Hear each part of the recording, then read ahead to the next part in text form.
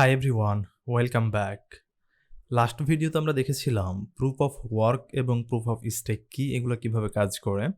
আমরা আজকে আরেকটু ইনডেপথ বোঝার চেষ্টা করব যে প্রুফ অফ স্টেক কেন আসলো, বা প্রুফ অফ ওয়ার্কের ডিসঅ্যাডভান্টেজগুলো কী ছিল, প্রবলেমসগুলো কী ছিল, এগুলো আরেকটু আমরা ইনডেপথ বোঝার চেষ্টা করব। দ্যাটস আজকের এই পার্টিকুলারলি ভিডিওটা মেক করা। তাহলে আমরা আজকে দেখবো মূলত proof of work versus proof of stake. বিষয় হচ্ছে প্রুফ অফ ওয়ার্ক এইটা কিন্তু ব্যাড সলিউশন ছিল না। এবং ইনিশিয়ালি যদি আমি বলি যে এই যে এখানে এক্সাম্পল দেখতে পাচ্ছেন, প্রথমে আমি লাস্টের ডিফারেন্সটা দেখাই যে bitcoin, light coin, dose coin এরা কিন্তু প্রুফ অফ ওয়ার্ক ব্যবহার করেছে। তাহলে পরবর্তীতে আমাদের প্রুফ অফ স্টেক প্রয়োজন পড়লো কেন? সো সেটা আই থিঙ্ক এই ভিডিওর পরে আপনারা ক্লিয়ার হয়ে যাবেন। সো আমরা যদি প্রথম পার্থক্যটা একটু দেখার চেষ্টা করি যে আমরা কিভাবে আসলে ভ্যালিডেট করি।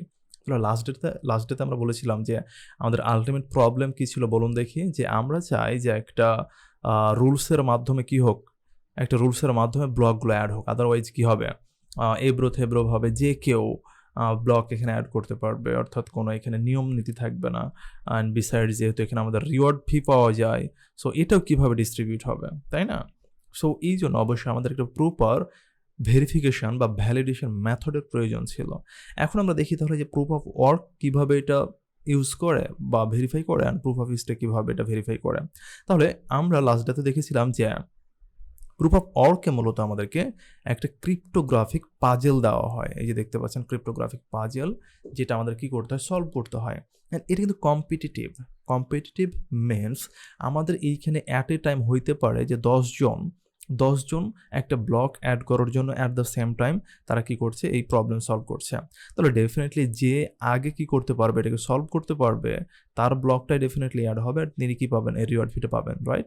সো দ্যাট ইজ হয় আমরা বলতেছি এটা কম্পিটিটিভ মাইনার্স সলভ করে কি ক্রিপ্টোগ্রাফিক পাজেল আমাদের একটা ব্লক অ্যাড করার জন্য।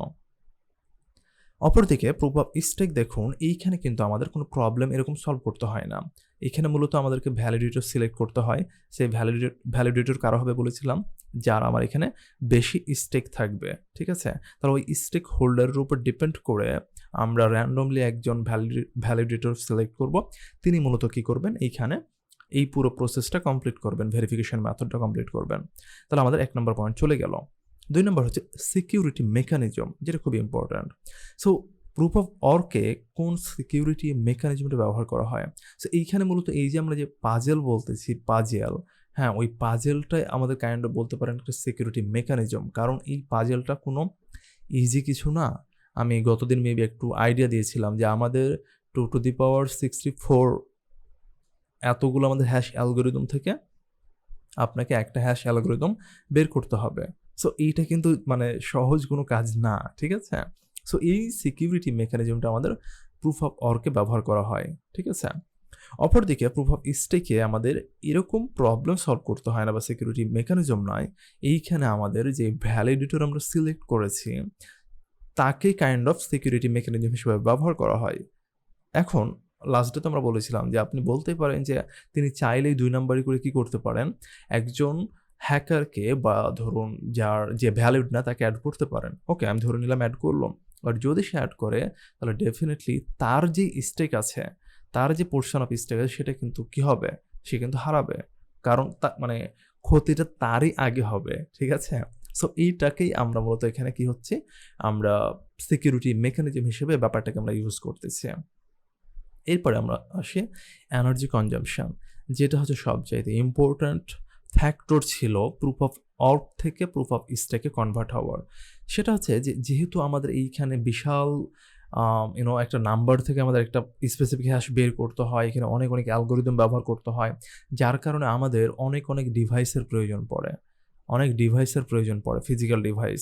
এখন এই ফিজিক্যাল ডিভাইসগুলো চালাতে অবশ্যই আমার কি লাগবে, এনার্জি লাগবে, রাইট? তাহলে আমার এত এনার্জি যখন আমি কনজিউম করতেছি, তখন ডেফিনেটলি এখানে আমার কি হচ্ছে, ইলেকট্রিক্যাল পাওয়ার লস হচ্ছে, রাইট?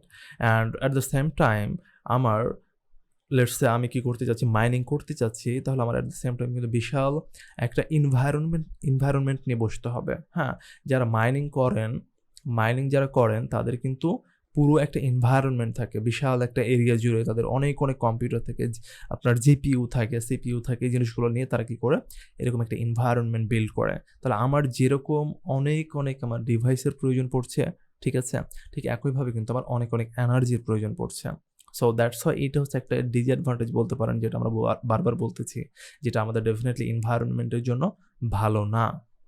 অপরদিকে আমরা যদি প্রুফ অফ স্টেক দেখি, এখানে আমাদের এত হাই এনার্জি কনজাম্পশনের প্রয়োজন পড়ে না, ঠিক আছে। এখানে আমাদের নর্মালি যেটা হচ্ছে যে আমাদের কম্পিউটার ইউজ করি আমরা, ঠিক আছে, মোটামুটি মডারেট লেভেলের কাজগুলোর জন্য আমাদের এরকম সেট আপ হলে মানে এরকম সেট আপ হলে আমাদের হয়ে যায়, ঠিক আছে। যেহেতু আমরা এখানে বলছি যে এখানে আমাদের ওরকম কোনো বিগ প্রবলেম সলভ করতে হয় না, পুরো প্রসেসটা মূলত ভ্যালিডেটর দ্বারা কমপ্লিট হয়, ঠিক আছে।